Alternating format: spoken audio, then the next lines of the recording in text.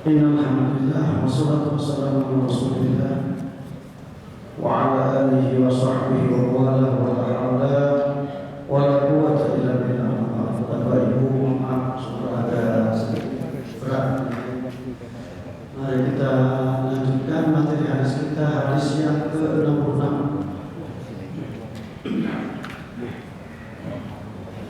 Kita sama-sama baca Bismillahirrahmanirrahim. An Abdullah ibni Umar qala Rasulullah sallallahu alaihi wasallam a'tul ajira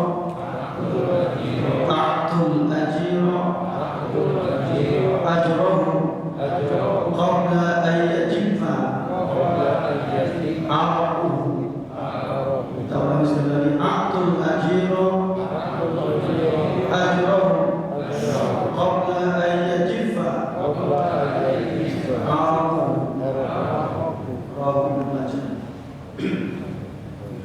Hadis ini selain dikeluarkan oleh Ibnu Majah dari sahabat Nabi atau Umar, ternyata juga dikeluarkan oleh Imam Al-Qadhari dalam Musnad Syihab.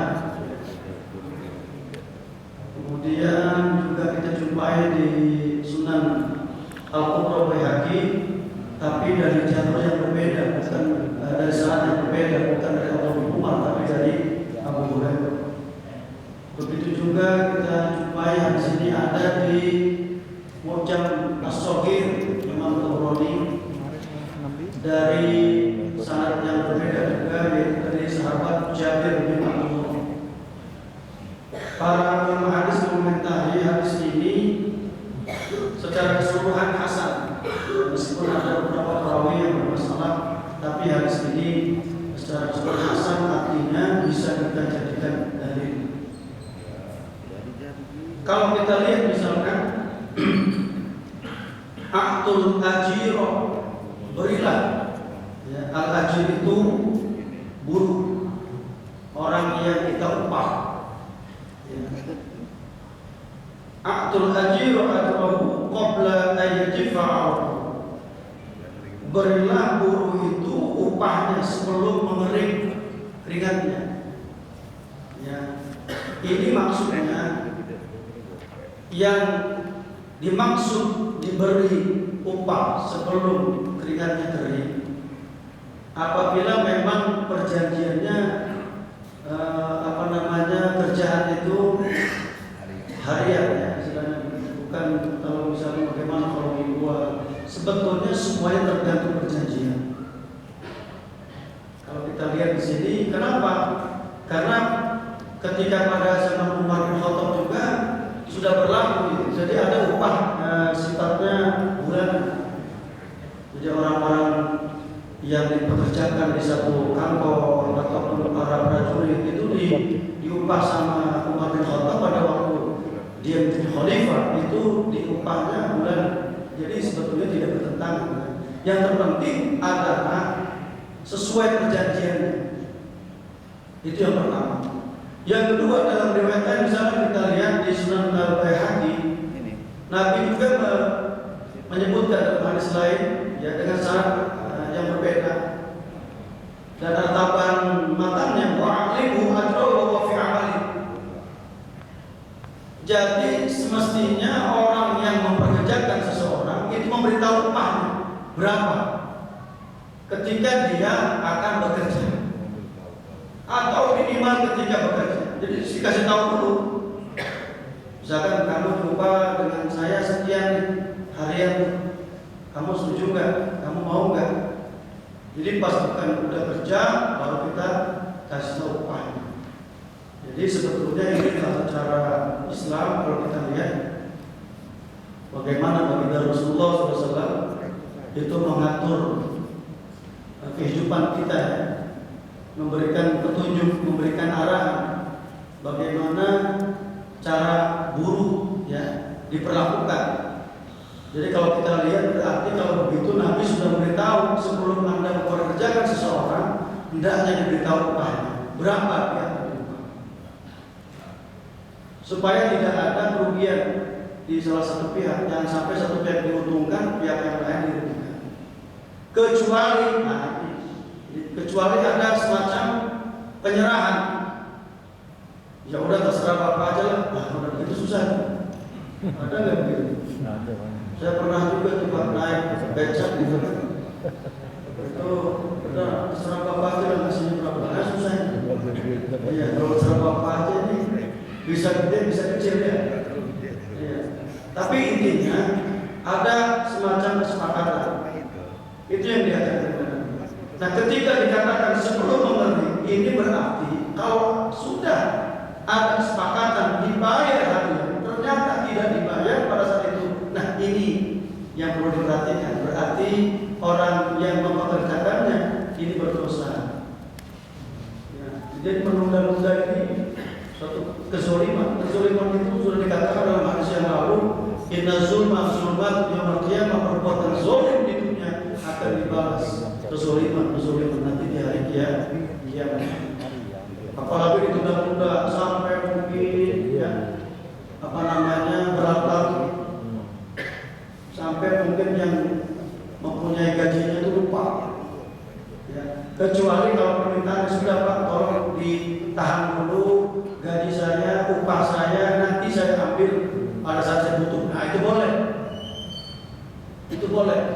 Ya, sebagaimana yang pernah kita baca dalam sebuah hadis, ya, ketika ada seseorang itu betul-betul menjaga amanah, ketika mempekerjakan seseorang, ternyata setelah dipekerjakan orang itu hanya mengatakan tolong dijaga upah saya, nanti saya akan kembali. Apa yang terjadi? Ternyata upah itu oleh yang punya pekerjaan ini itu dikembangkan sampai akhirnya upahnya itu menjadi banyak. Ketika datang, akhirnya apa yang terjadi? Kata si majikan ini upahmu sudah aku kembangkan sudah segini banyak, silakan ambil yang kau inginkan silakan. Nah, ini salah satu contoh ketika dalam hadis itu dikatakan orang yang amanah itu seperti ini. Jadi bisa jadi dia menjaga upah orang itu ya seperti apa adanya, atau dia mengembangkannya dengan harapan akan membantu orang yang tadi memiliki upah. Nah, dari sini juga kita bisa mengetahui ya, bahwa dalam pengupahan itu harus ada standarisasi. Ya, standarisasi ini tentunya berangkat dari kebutuhan. Maka tidak boleh sebetulnya kita itu ketika ada orang ya kebetulan dia butuh pekerjaan, kita menekannya. Kalau Anda mau kerja ke saya, ini gajinya di bawah upahnya ke UMK, nggak boleh. Itu namanya kita juga melakukan perbuatan zalim. Kalau memang tidak mau pekerjaan sudah. Ya, atau dengan kalau memang dia kita minta, saya tidak butuh pekerja, tapi kalau Anda mau boleh bantu-bantu, cuman upahnya tidak seperti pekerja yang sebetulnya punya pekerjaan full. Nah, itu silakan. Tapi lagi-lagi di sini sebetulnya ya Nabi kita ingin mengajarkan kepada kita supaya terjadi antara si pekerja dengan yang mempekerjakannya, ya itu sama-sama saling membutuhkan dan juga menguntungkan. Bapak Ibu yang dimuliakan oleh Allah SWT, dengan demikian maka sebetulnya hadis ini apabila kita lihat di dalam ketika Nabi katakan ya aktul ajir ajroh, pertanyaannya apakah ketika mengupah itu perlu disyaratkan kita melihat upahnya dari mana? Ya boleh nggak seorang yang bekerja bertanya sama yang mempekerjakan, Pak ini uang upahnya dari mana? Perlu nggak? Tidak perlu. Tidak perlu. Karena sebetulnya dia diupah atas pekerjaannya, bukan berdasarkan dari sumber dari mana itu diperoleh. Itu harus dicatat itu. Karena kan sekarang kadang-kadang ada orang yang melakukan sesuatu di luar kemampuannya. Ya tadi menelisik, ini saya digaji dari mana ya uang? Dan itu bukan menjadi kewajiban kita. Ketika Anda diminta melakukan satu pekerjaan, ya, oleh siapapun, ya, maka sebetulnya Anda itu dibayar pada pekerjaan Anda dan tidak terkait dengan sumber itu dari mana, karena itu bukan wewenang kita, bukan wilayah kita untuk bertanya. Anda boleh menerima pekerjaannya atau tidak, ya. Jadi pernah ada yang nanya gimana itu kalau kita pikir-pikir PNS ini kan gajinya dari macam-macam tuh, dari pajak minuman keras ya, dari pajak macam-macam ya. Pertanyaannya kita tidak usah mencari sumbernya dari mana. Itu kita dibayar untuk satu pekerjaan itu. Anda tidak perlu bertanya dari mana. Hanya saja memang sebaiknya, tapi ini bukan kewajiban. Sebaiknya ya Anda ya istilahnya berhati-hati boleh. Tapi yang jelas kebanyakan ulama mengatakan Anda cuma cukup menerima atau tidak, dan Anda menerima upahnya sesuai dengan perjanjian Anda dipekerjakan pada pekerjaan sesuai dengan kesepakatan. Baik. Nah, bicara masalah upah ini, kalau kita lihat misalkan ini perjanjian, misalkan kita lihat kisahnya Nabi Musa alaihissalam dengan Nabi Syuaib, ya. Ketika Nabi Syuaib itu pernah melihat, dilaporkan oleh kedua putrinya ketika Nabi Musa melarikan diri dari kejaran tentara Firaun karena dia telah membunuh salah satu dari rakyatnya Firaun karena dia membela Bani Israil. Ketika dia lari ke daerah Madian dan melihat ya ada sekelompok orang itu sedang mengambil air. Ada dua gadis yang agak kesusahan karena semuanya banyak laki-laki. Akhirnya ditolonglah dua perempuan ini, dua gadis ini, dan ternyata dia adalah kedua putri dari Nabi Syuaib. Akhirnya dipanggillah ya Nabi Musa alaihissalam. Kemudian diceritakan dalam surat Al-Qasas ayat 27, inni uridu an unkihaka ihdatayya hataini ala an ta'jurani thamaniya hijaj. Saya ingin menikahkan Anda wahai Musa dengan salah satu ya dari kedua anak gadisku ini dengan syarat apa? Aku pekerjakan selama 8 tahun. 8 kali haji kan dari 8 tahun. Jadi kalau kamu sudah bekerja, upahnya ini, upahnya nikah. Jika gratis, ya, maharnya itu, ya, upahnya. Nah itu terjadi ternyata, ya.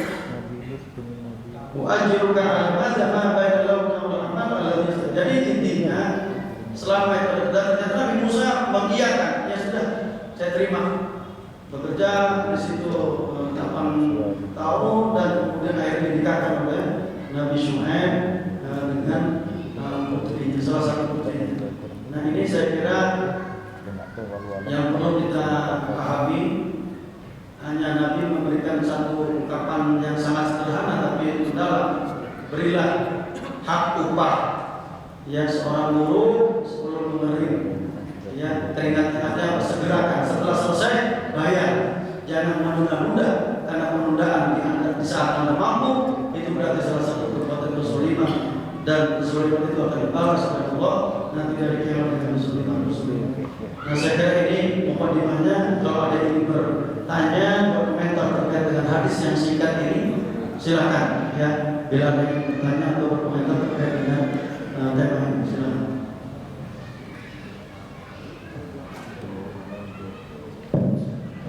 Silakan, itu ada yang bertanya terkait. Ya, silakan.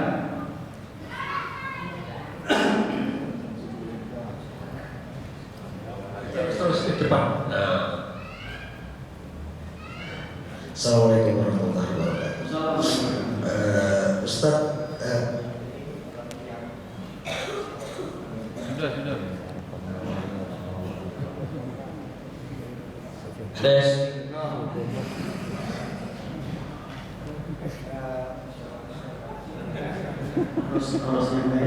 Harus kenceng. Harus kenceng lagi. Tes.